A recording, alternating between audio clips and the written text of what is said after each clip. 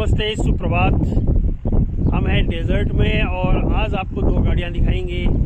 पहली गाड़ी है 20475 बीकानेर से मिराज जाने वाली गाड़ी, जो कि ICF कोचे से चलती है और डीजल से चलती है, डीजल शक्ति से।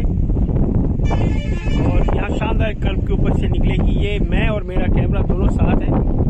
और इसके साथ ही दूसरी गाड़ी भी आपको दिखाएंगे, वो है 22463 राजस्थान संपर्क क्रांति दिल्ली बीकानेर।